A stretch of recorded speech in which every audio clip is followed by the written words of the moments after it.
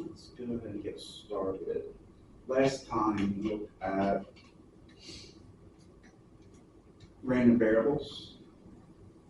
We defined discrete and continuous, but we really only did work with discrete random variables, right? Mean, average, stuff like that. Because continuous is going to require a lot of calculus that we just can't do. What we spend the next few classes doing is looking at some special types of random variables. We look at one discrete, and technically one continuous. The discrete that we're going to look at is called the binomial random variable. So let's say you're conducting an experiment. And this experiment broadly has two outcomes, a success and a failure.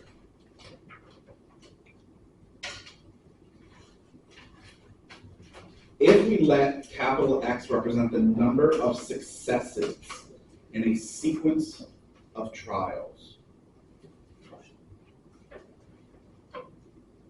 where it's a fixed number of trials, I already mentioned two possible outcomes for each trial, a success or a failure.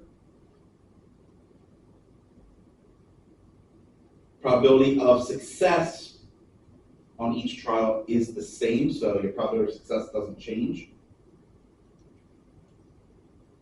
And all the trials are independent. Then we say that X is binomial.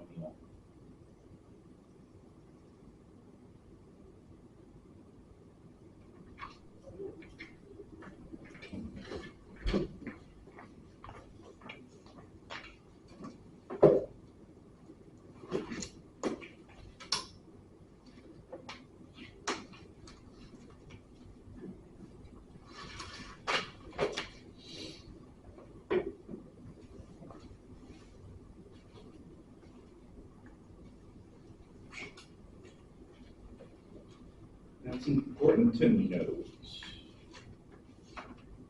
that we are labeling our outcomes as success and failure, but success doesn't necessarily have to be a positive thing.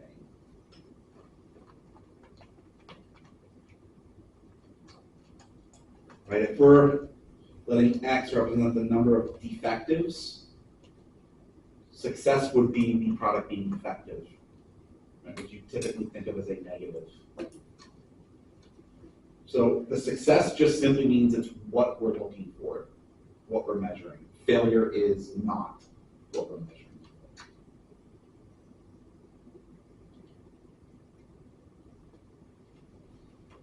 Notation, N is the number of independent trials. P, little p, is the probability of success. 1 minus P or D, it's failure, and sometimes you will see that represented as a little q as the probability of failure. Right, capital X is obviously the number of successes, which means the domain would be 0 to n.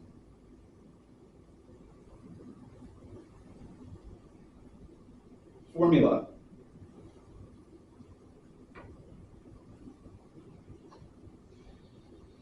The probability that you obtain little x successes in n trials is given by this.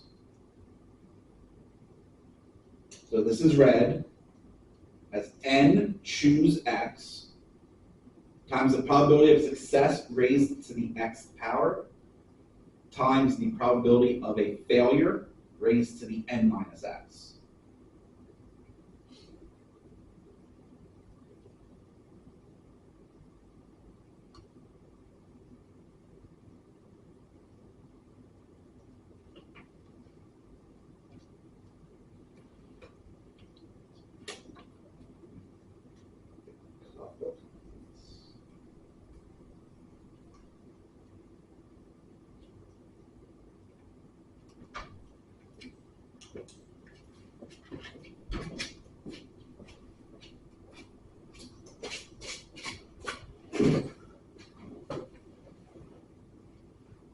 can see the failure as a little q. I may have used that by accident.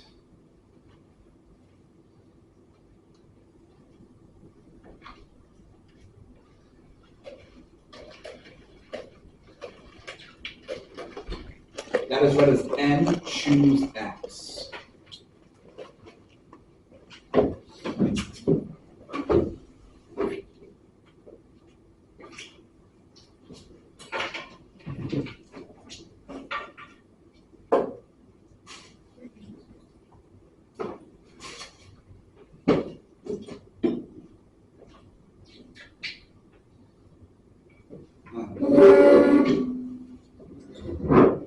But how do we determine n choose x?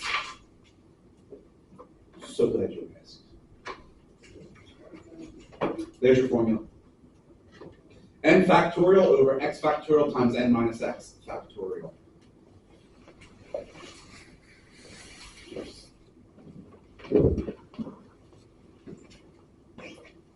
Your statistical calculator should have a feature for n choose x on it. So this formula is not really needed.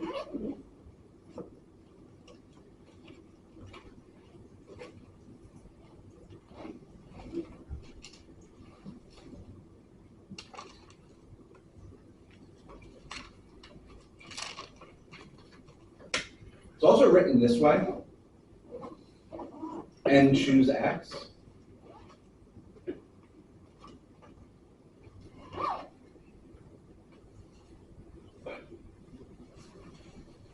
Or b of nx to represent the nx binomial number.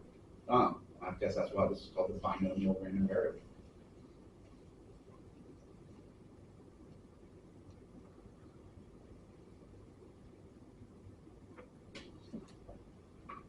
Because those results are binomial numbers.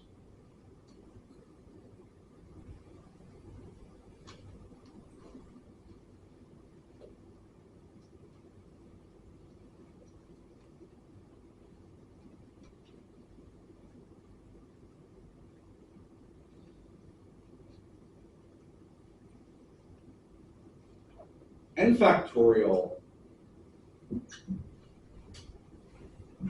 may not be familiar with that notation. What do you think?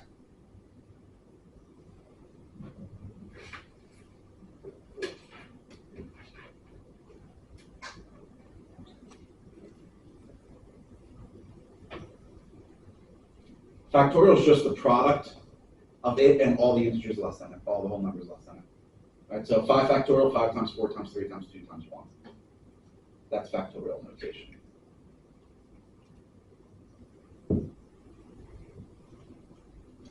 And that's as far as I'm going to get into factorials because you can actually study them way more in depth.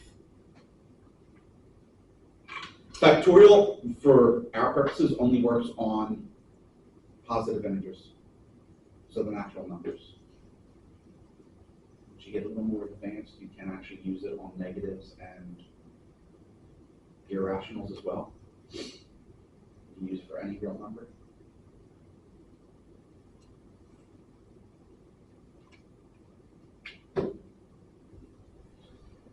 If it's a binomial random variable, we say it's a binomial distribution. And I'm not sure if it's mentioned later or not, but I'll write down the notation.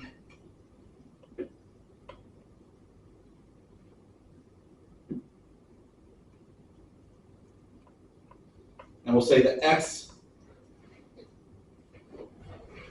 is binomial NP. Right? N is, again, the number of trials, little p is probability of success. So that would be our notation.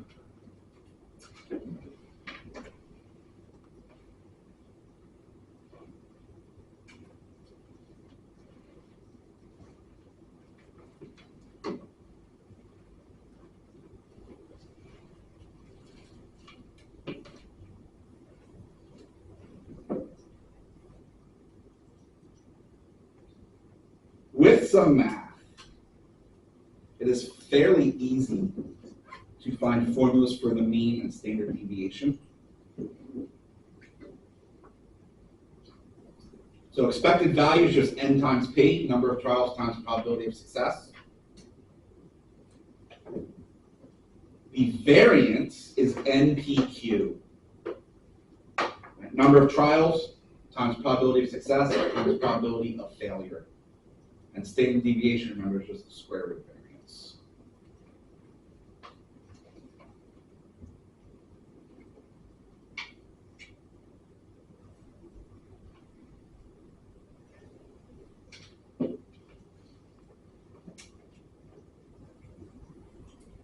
This little factoid will be useful later. If you keep the probability of success constant and begin to increase the number of trials, the distribution will start to approach a bell shape, which we call normal. We study the normal distribution after this. Which means if we let the number of trials increase, we can approximate binomial as normal. In general, rule of thumb is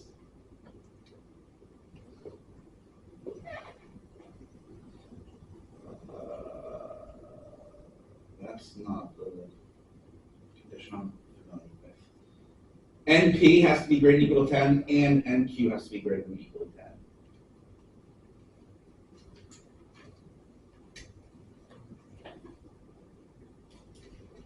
But that's not really needed for right now.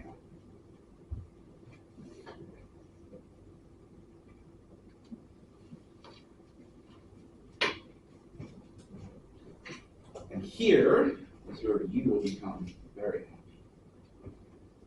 Binomial distribution is in every statistical calculator.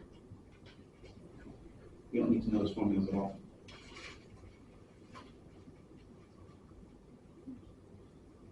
So we'll do a mixture. We'll do some calculations by hand. We'll do some using a calculator, and then some on Excel.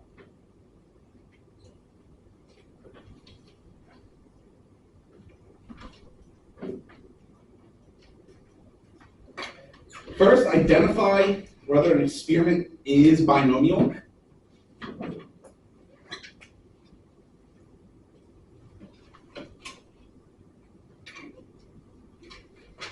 So letter A, we're flipping a fair coin 12 times, and X is the number of heads. So to be binomial, there has to be 4 conditions.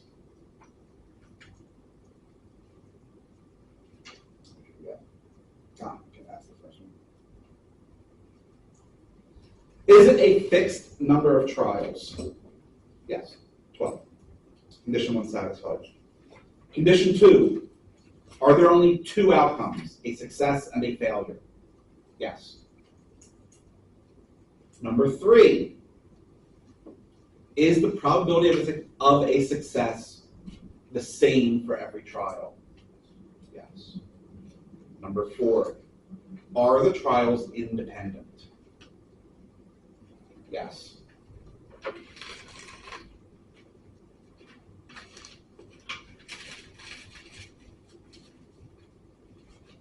That is binomial. Number of trials is what? Well, actually, you know what? Let me do it this way. They gave me the random variable.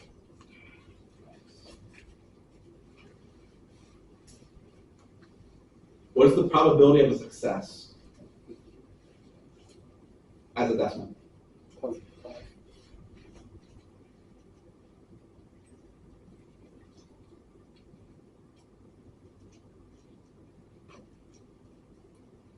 In this case, a success would be you get heads, a failure would be you get tails.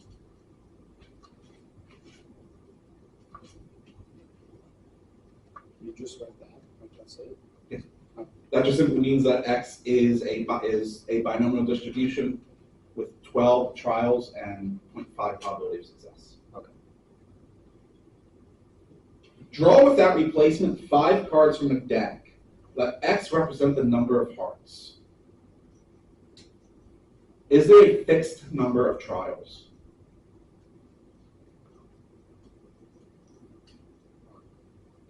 Yes, there's 5 trials. Do you only have 2 outcomes labeled as success and failure?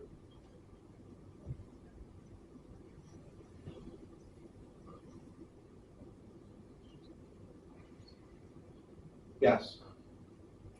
Success would be you draw a heart. Failure is you don't draw a heart. Doesn't matter that there's 3 possibilities for a failure. All 3, if you get a diamond, club, or spade, that's considered a failure. So you can break it down to 2. Is the probability of success the same in each trial?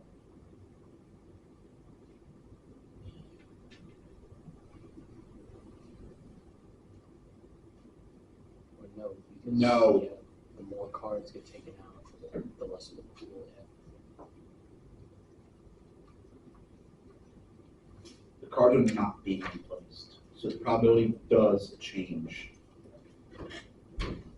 Not binomial. By the way, also the events are not independent. The trials are not independent because it's without replacement.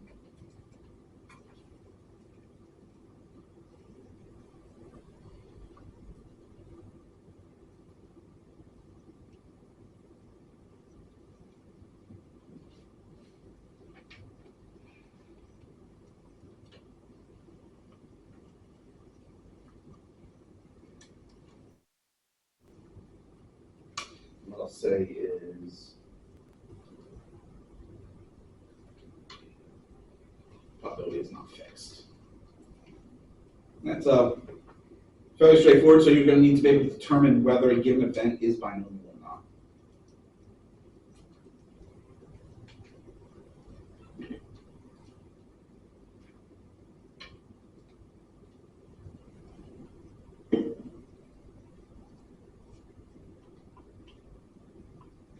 So let x be binomial, n equals 8, p is 0.3. We want to evaluate the probability of 3 successes, exactly 3 successes.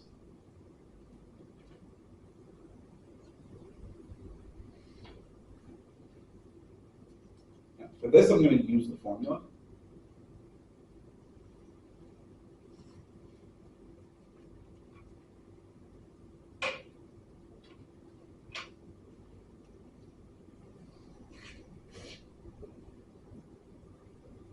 It is 8, choose 3. Remember, n choose x, times the probability of a success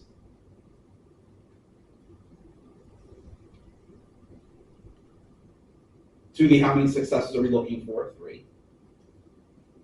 Times probability of failure. What is the probability of failure in each trial? 0.7. How many failures do we need if we have exactly 3 successes?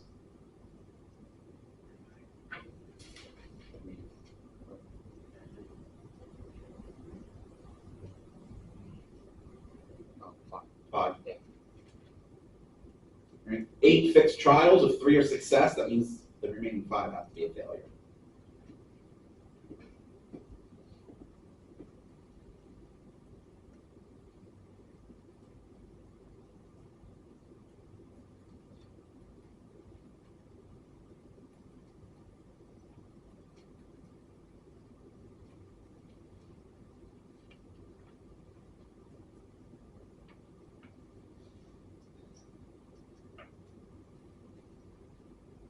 And just for this, I will use a calculator to do that actual arithmetic.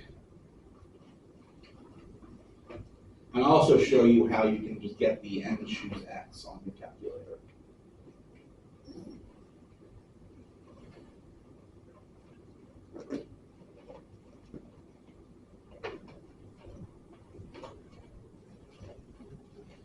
Now, obviously, the location is going to be different depending on your calculator. I think I want mine is under statistics. What probability is it? Probability. Mine's under probability. Combinations. The command is NCR for me. And then I just need to type in what is my N and what is my R. 8, 3, enter. 56.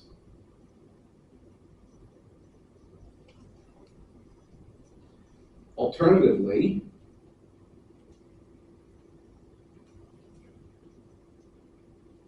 what you could do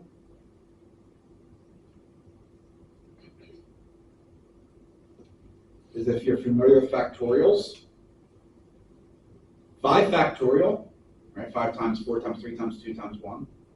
8 factorial, 8 times 7 times 6 times 5 times 4 times 3 times 2 times 1. That's just 8 times 7 times 6 times 5 factorial, right?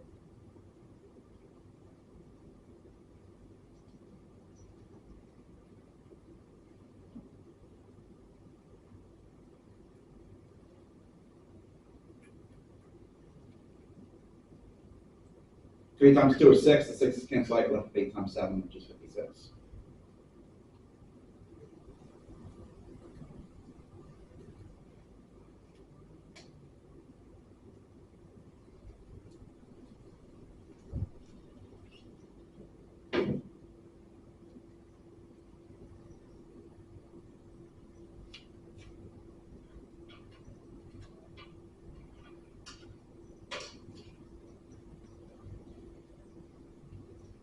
Then we said it was what, 0.3 cubed times 0.7 to the 5th. And let's go to 4 decimal places. 0.2541 is our probability.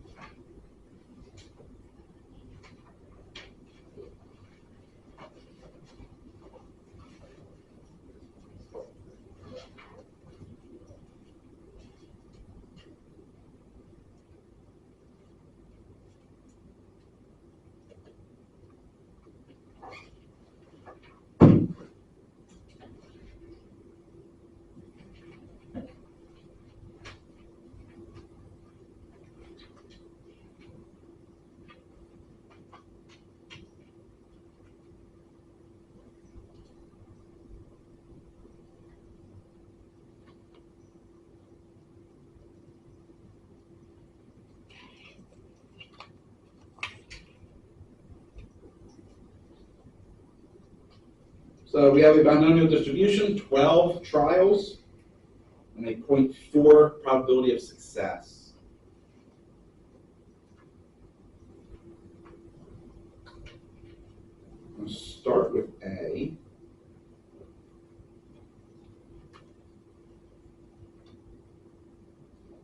Probability that we have at most 5 successes.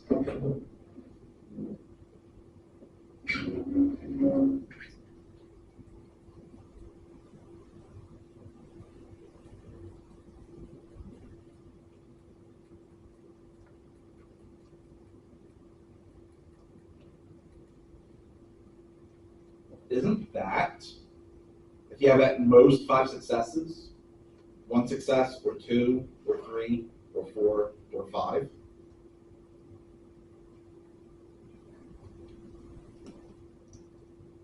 So you have to sum all 5 of those up. Which means you get to go through that whole thing 5 times.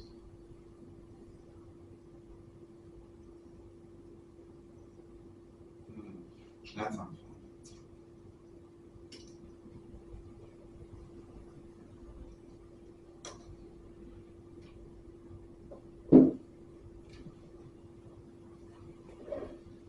Let's show this 2 methods. Since I already have the calculator open, I'll start with that one.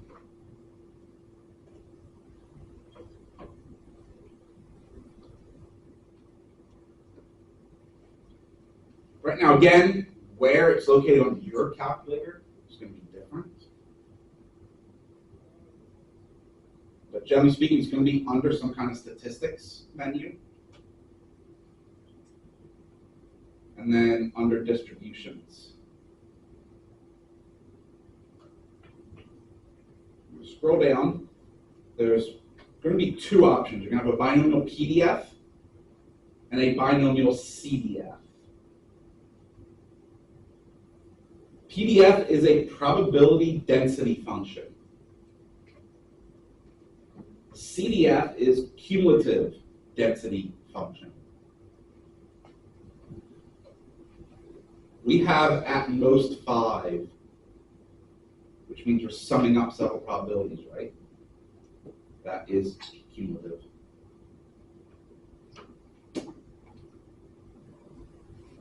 Then it's going to ask you for a number of trials.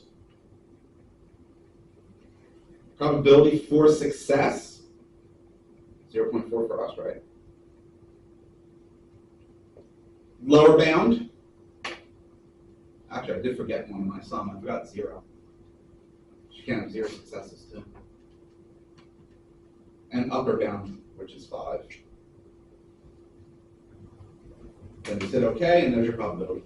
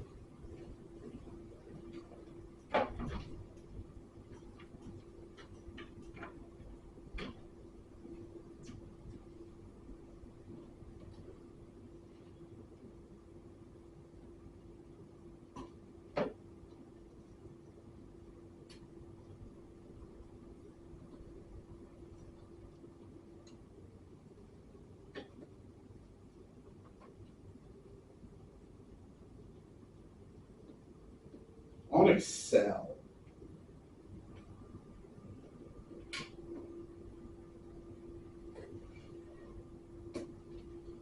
equals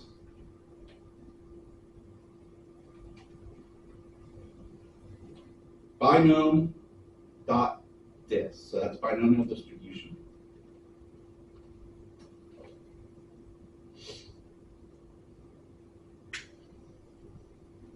How many successes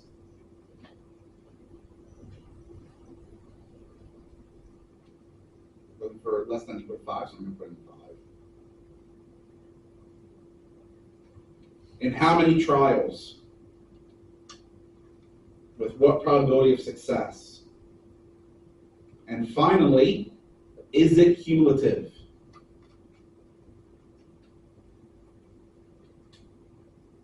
This is cumulative, so I'm going to put in true.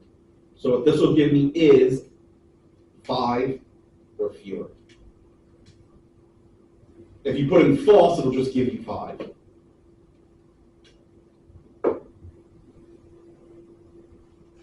Same thing.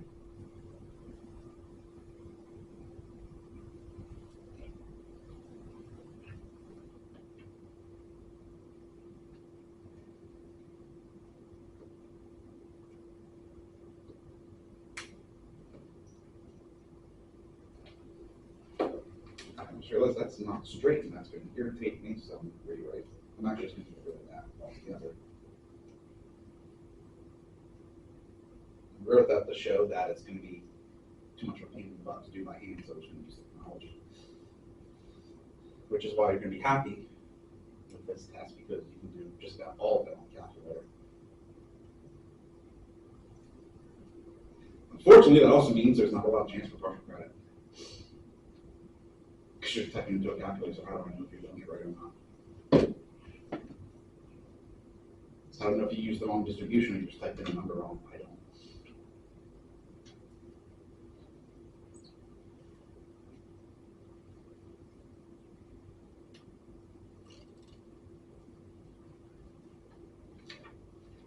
Oh, you definitely do not give me the right numbers. Here. that probability is not 0.845.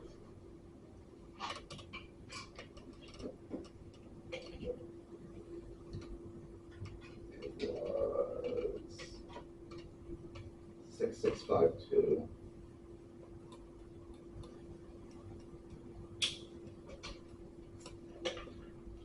Now, greater than or equal to 7. So at least 7. Again, that's going to be what? 7 or 8 or 9 or 10 or 11 or 12. Don't want to do that by hand.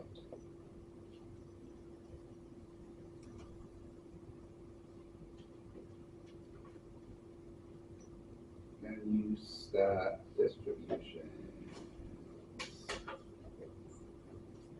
Binomial CDF.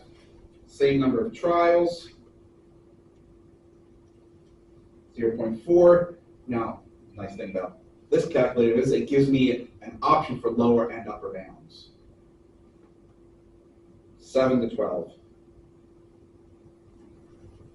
Enter. And there's our probability.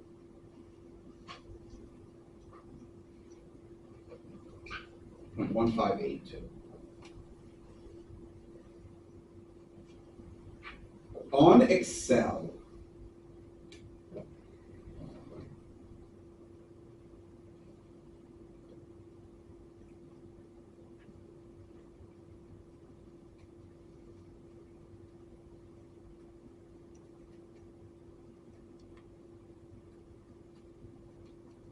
if I do this,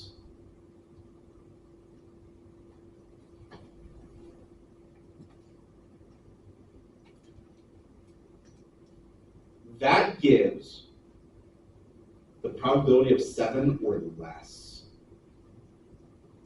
Excel does not give an option for greater than or equal to. Only less than or equal to.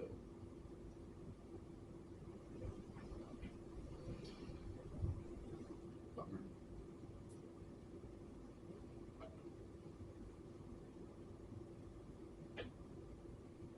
We can fix it. What is the complement? Actually, I can put in T, right? Because that's going to be that. What is the complement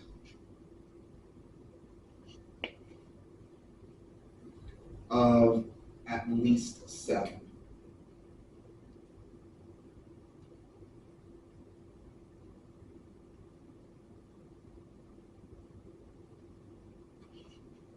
So what's the complement of greater than or equal to 7?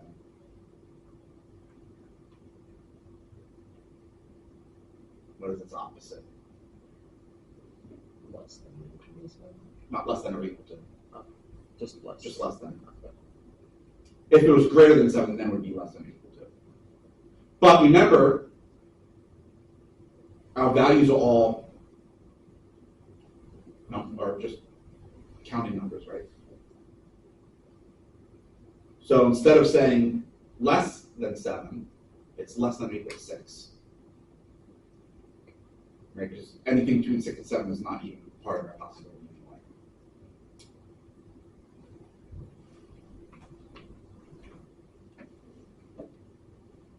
I'll just write the equals first.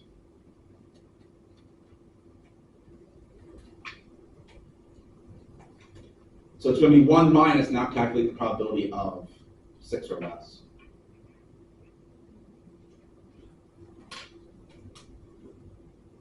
And there's your probability.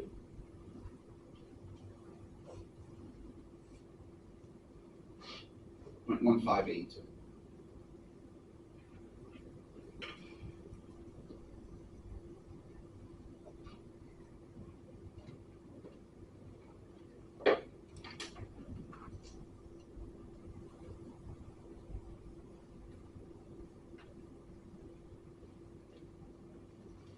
Now, 4 less than or equal to x, less than or equal to 8. Again, that'd be what? 4, or 5, or 6, or 7, or 8. We don't want to go through all of that.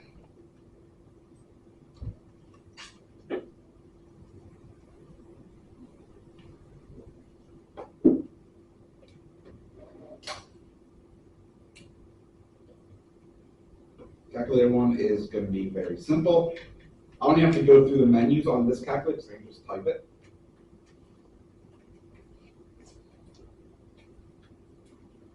Lower bound 4, upper bound 8. There's your probability.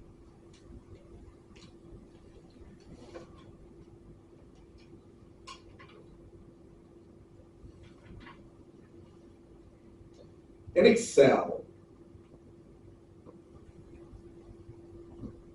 remember Excel didn't give an option for greater than.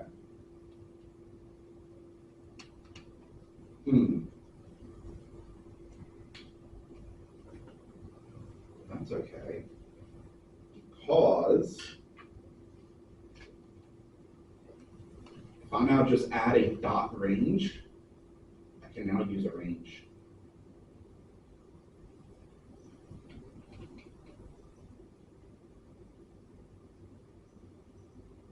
Trials,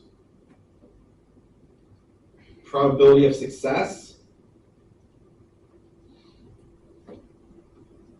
What is the lower bound and what is the upper bound?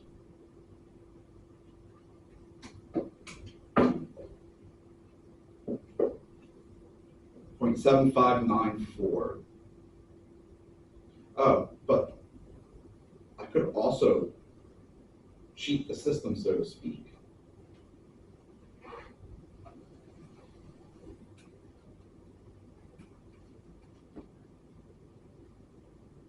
And just use a range for greater than or equal to 7 as well, right? Just go 7 to 12.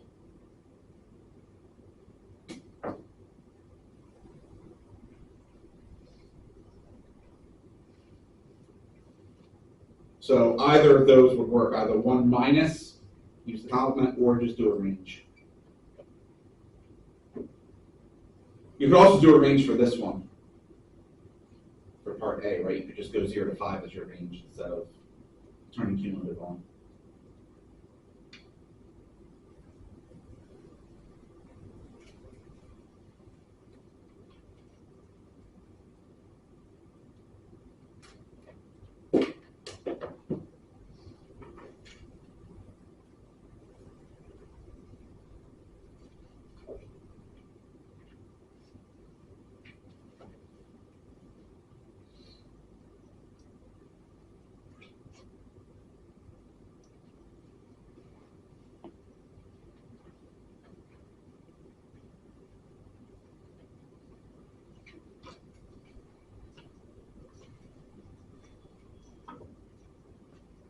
We could actually calculate A by hand, but let's not.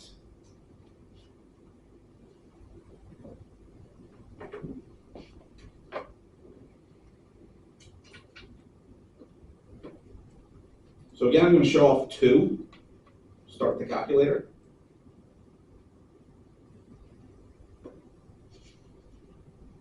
Menu, statistics, distributions.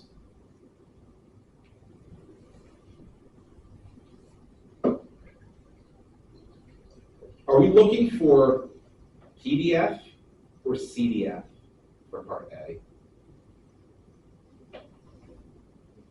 PDF.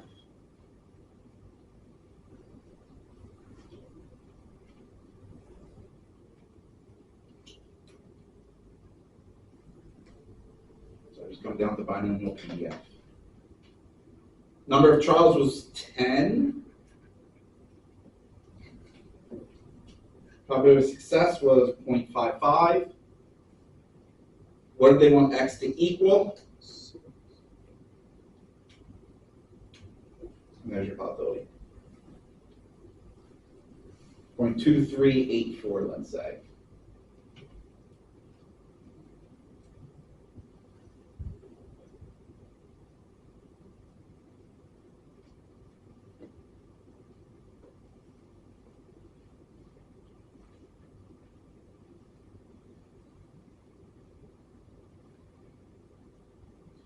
Part B, are we looking for PDF or CDF?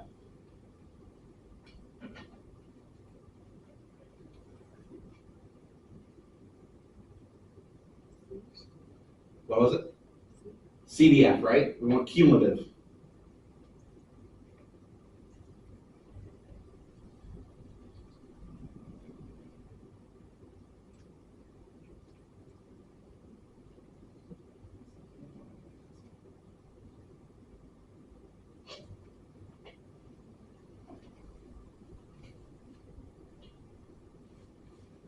Once again, there are 10 trials. Success is 0.55.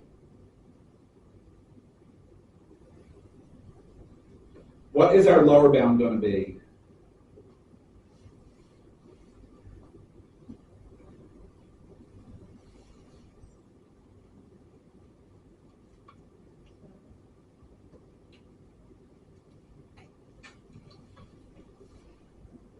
And what about the upper bound?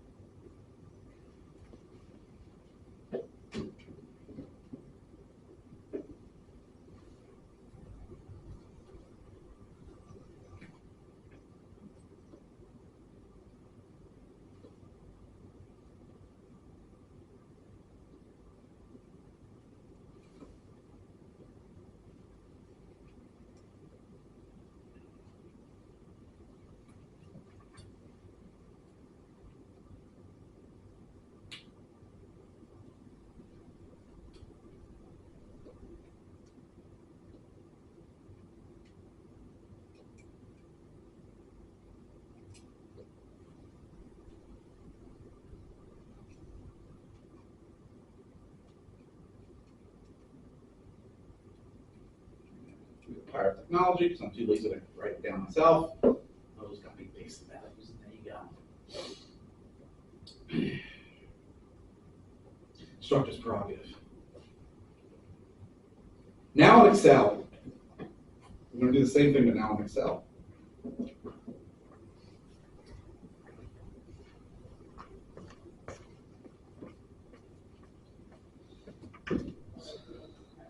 So we want binom dist.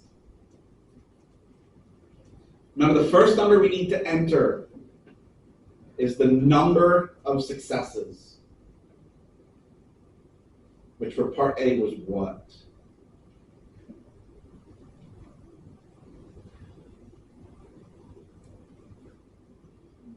What are the number of successes we're looking for?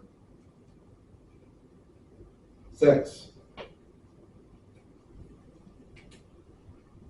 Number of trials was 10. Probability of success was 0.55. And it's not cumulative, so false.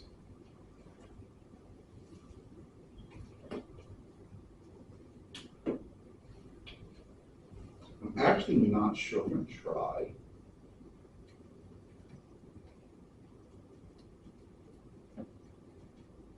If I don't put false, no, it's going to make me put false. Okay. Never mind.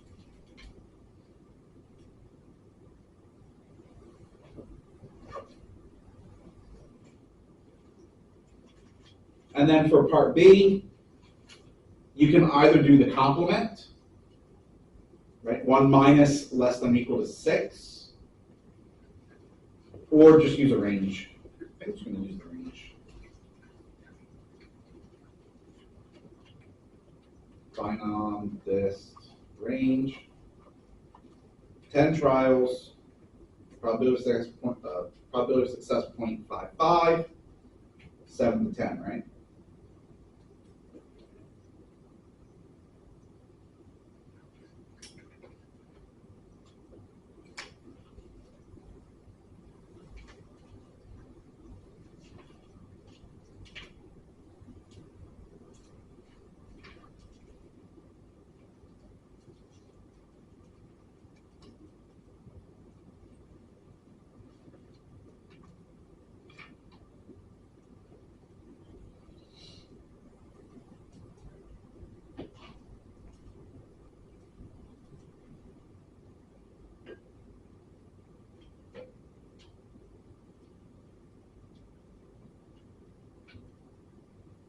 X is the binomial random variable with 15 trials and a 0.2 probability of success.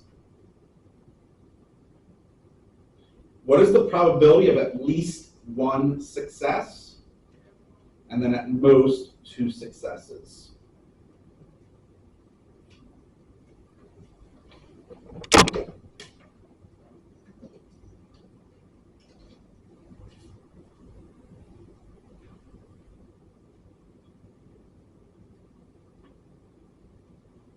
At least one success means what?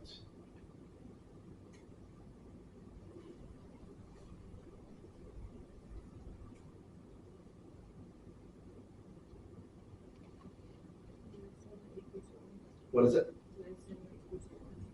This?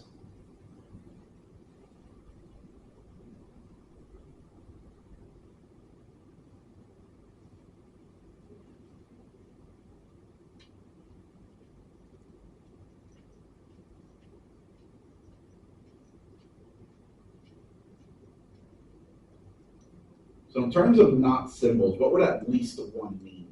How many successes can you have if it's at least one? You can have one more often, but you just can't fail.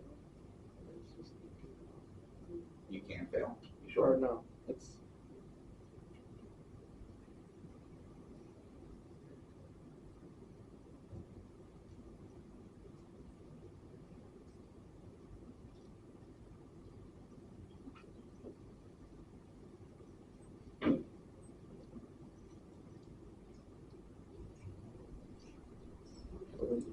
you can fail all but 14 times. Or no, Well, other way again, I'm around. looking at number of successes. If I say at least one success, how many successes can you get? At least one, but bottom line. You can get one. What else? 2, 3, So is less than or equal to 1? 1, 2, 3, 4, 5, 6, 7, 8, so on and so forth. or no, you greater than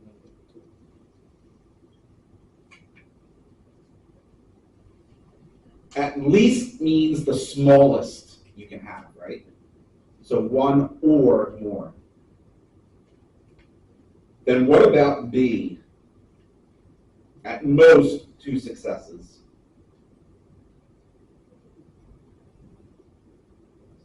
Yeah. That means the most you can have is 2. So 2 or less. Being able to interpret that is important.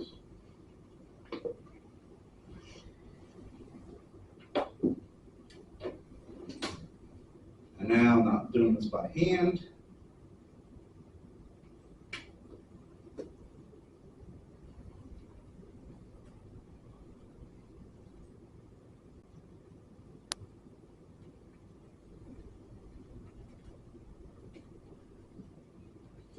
Trials, 0.20 probability of success.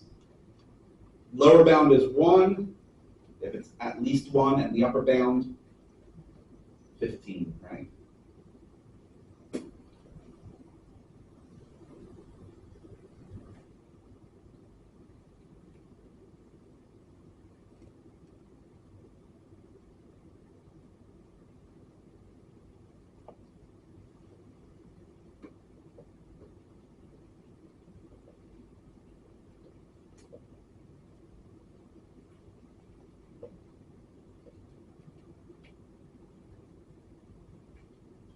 You have 2 options for this one.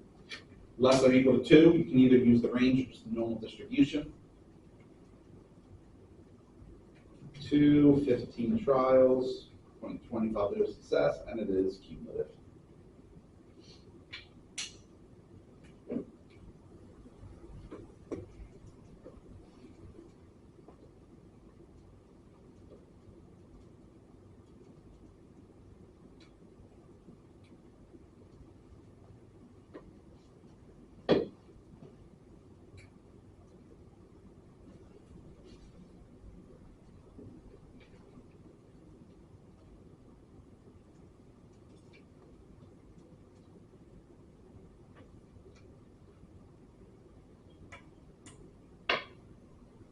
Create a binomial table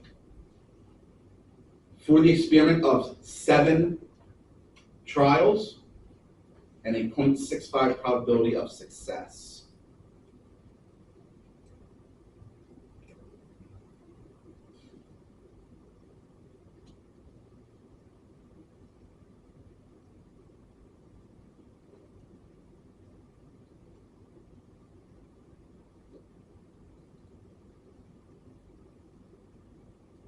Clearly Excel's going to be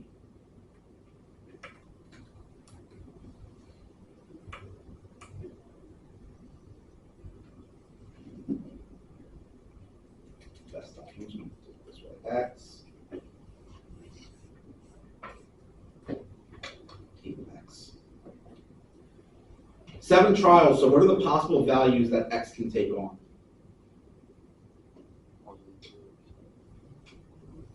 1 through 7. So in 7 trials, what are the possible number of successes you can have?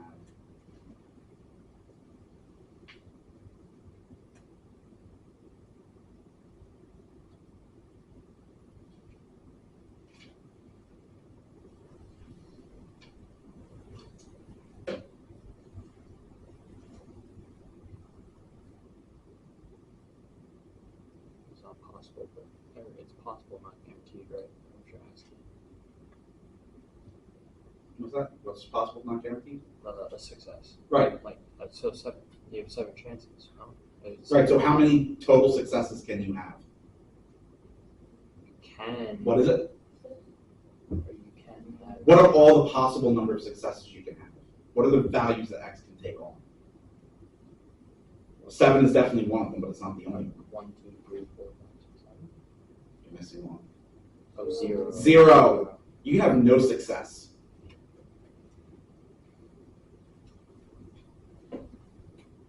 So that's going to go in that column.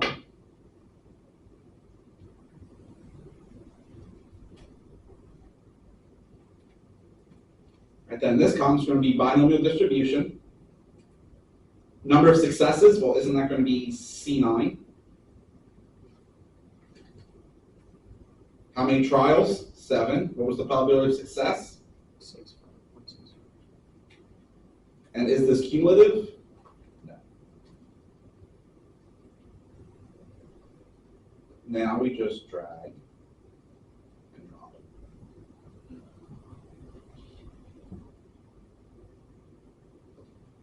Also, I'm going to center these.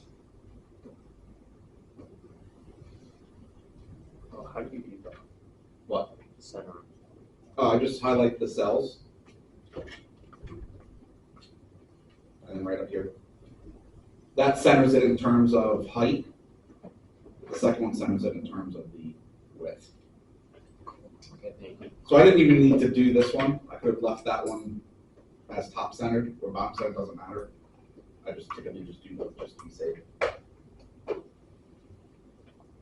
And there's our table.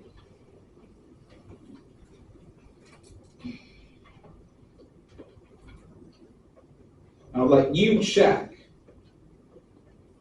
that if you sum up all those probabilities, you get 1. Because you should, right?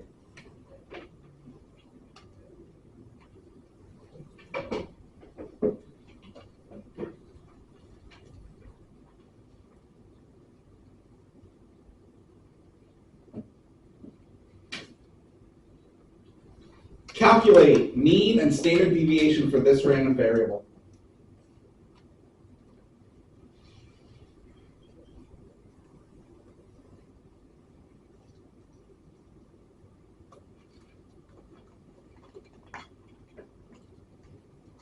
Remember what the formula for mean is for a binomial.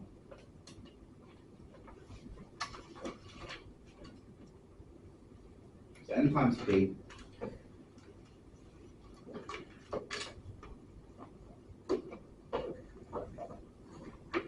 What is 15% of 40?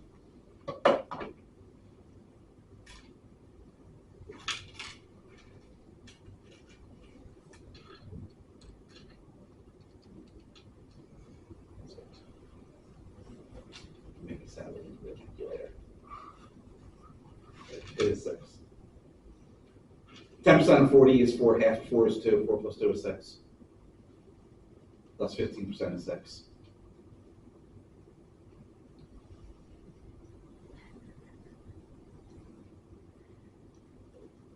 Standard deviation.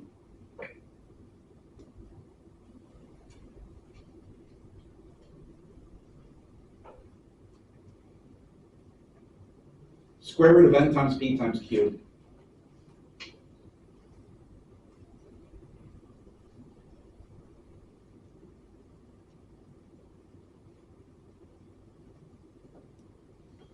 If p is 0.15, what's q?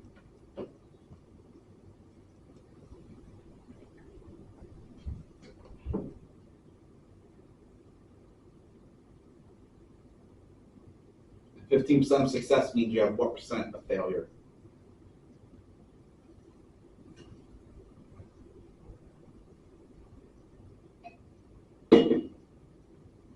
What was it?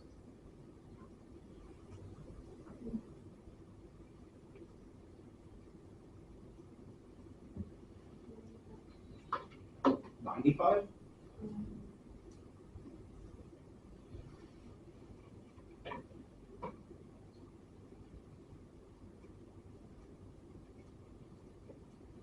It's 100 minus 15. 85.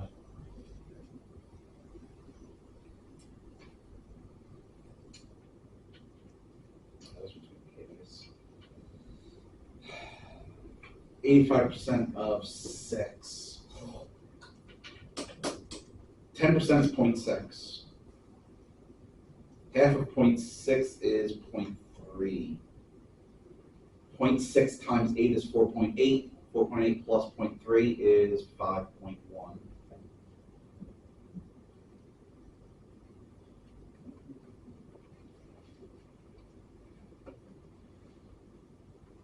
Square root of 5.1. There is a way to do that by hand.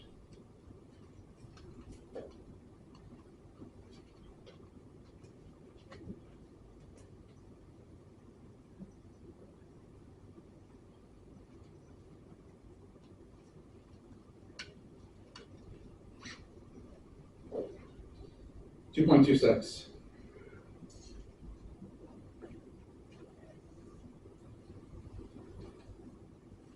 There you go. Oh, by the way, that's also going to be useful later.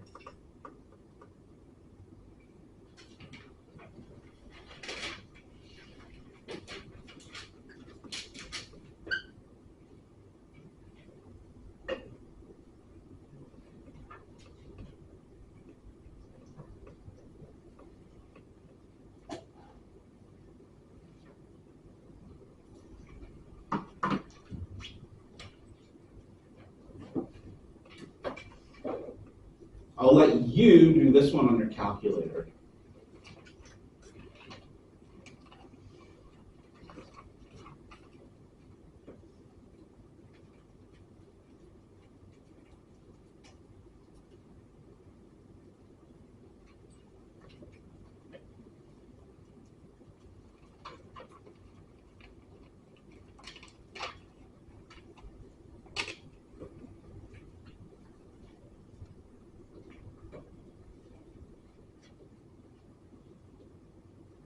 Make sure you get that.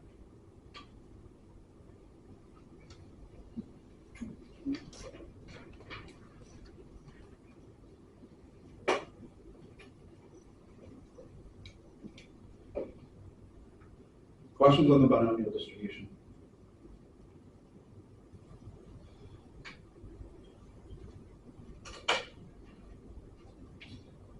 So really, the only things that you're going to have to be concerned with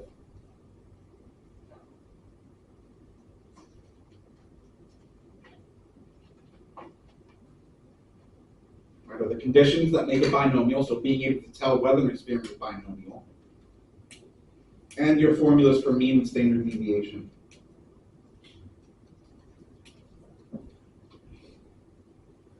Because everything else can be done on the calculator.